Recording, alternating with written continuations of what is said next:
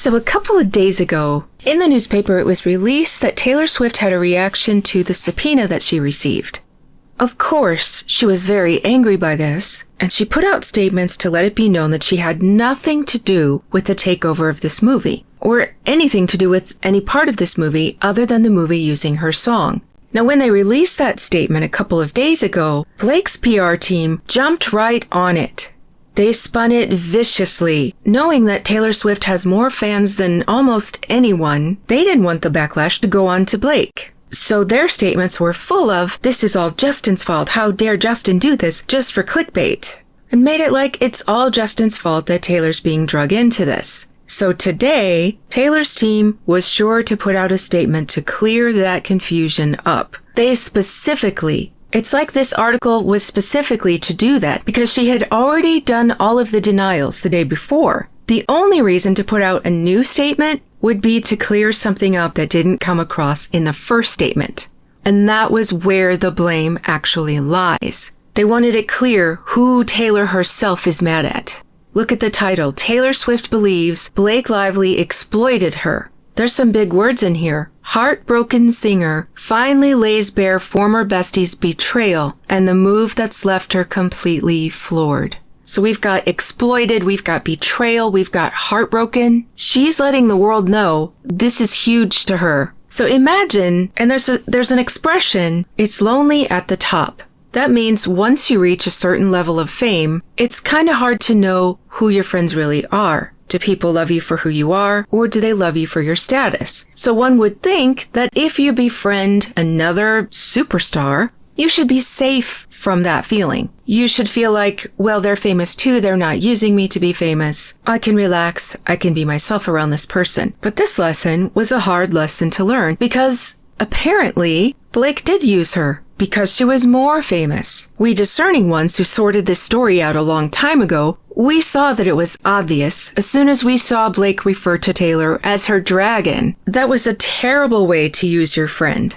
And the reference is like she's my pet. She's at my beck and call. She does my bidding. And not only mine, but if you befriend me and if you give me what I want, then she's gonna help you too. That's really the offer that Blake made to Justin in order to get her way. Oh, you'll be under Taylor Swift's protection just like I am. She'll be your dragon too. I don't know about you guys, but if I heard a friend of mine saying something like that about me, I would really be second guessing my friendship. Taylor's been quiet about this for a very long time. I was pretty upfront about it from the beginning to say I am a fan of Taylor Swift's music. So I was withholding making any kind of decision about how involved I thought Taylor might be. I was waiting to hear from Taylor because to me, her absence said more than a lot of words could have said. And she was silent for a long time, which to me shows she's kind of classy. Even though people were second guessing her, even though she's lost literally millions of followers at this point. She didn't step up to defend herself, but now that she got dragged into this lawsuit by being subpoenaed, she had to speak out. Now, is Justin the bad guy for subpoenaing her in the first place? Of course not, because one of his claims, one of the causes of action on his complaint is extortion. And Blake used both Taylor Swift and her husband Ryan to carry that extortion out. She simply didn't have the power to do that on her own, and even she knew that. She needed her husband to intimidate, and she needed Taylor. So, this testimony, to verify Blake's story, her version of events, is important for a twofold reason. One, to establish whether or not Blake is a liar,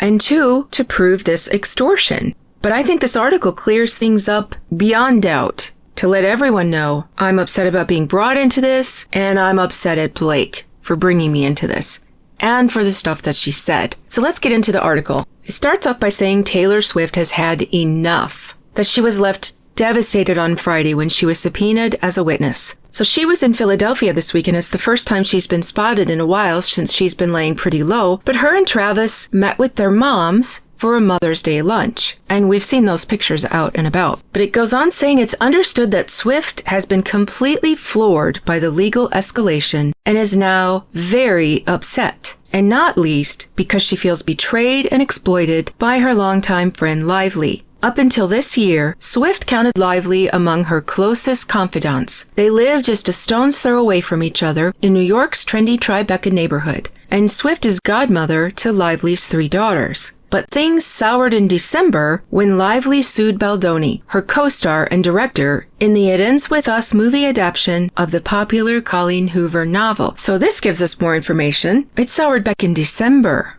Justin didn't file the counterclaim until January.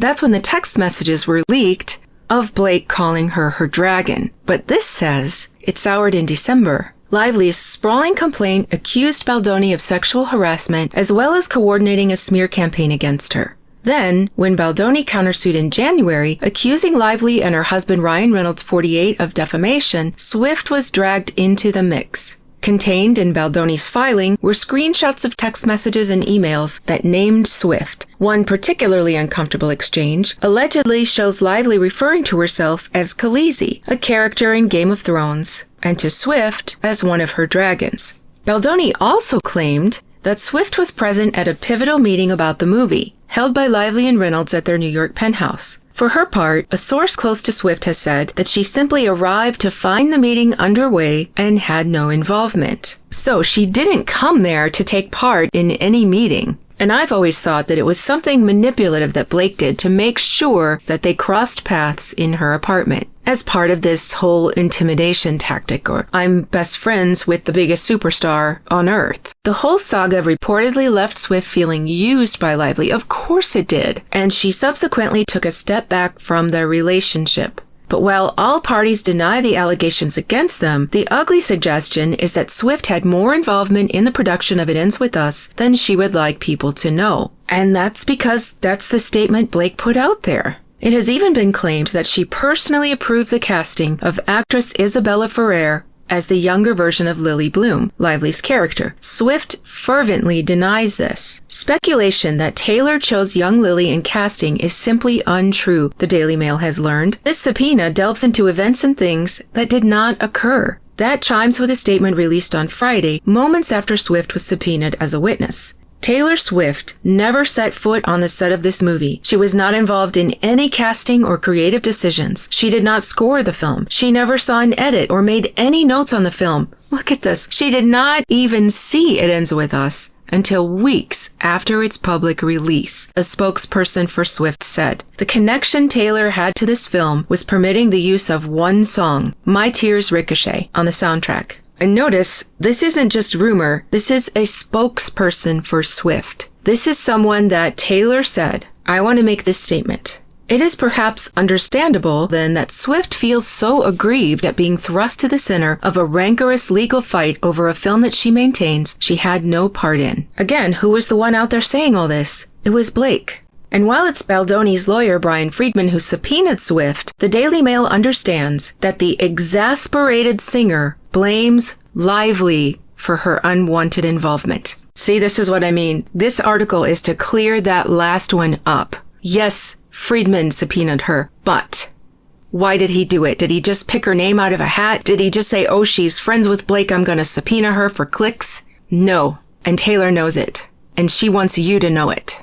Taylor has been aware that Blake has been exploiting her name for a while now, but this subpoena takes it to a whole new level. We have learned. It is tragic and surely unrecoverable end to a friendship that has spanned a decade. But however reluctant she may be when it comes to the raging It Ends With Us legal battle, this might only be the beginning for Swift. Representatives for Lively did not respond to requests for comment, which is so interesting because they jumped on the request for comment immediately after the subpoena came out because they wanted to put a false story out there. But now that Taylor has given the true statement, they don't dare. What can they say? What can they say? This is from Taylor.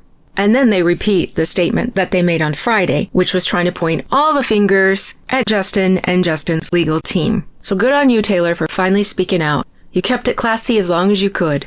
But the truth needed to be told. And maybe this will stop the bleeding of her followers. She's lost probably over 2 million by now because people thought she was involved in this. And that was all Blake's doing. So I hope people who've been believing Blake finally believe Taylor. I hope you had a wonderful weekend, and I hope you've got a great week coming for you. This is Cassidy O'Connell saying stay well and stay tuned.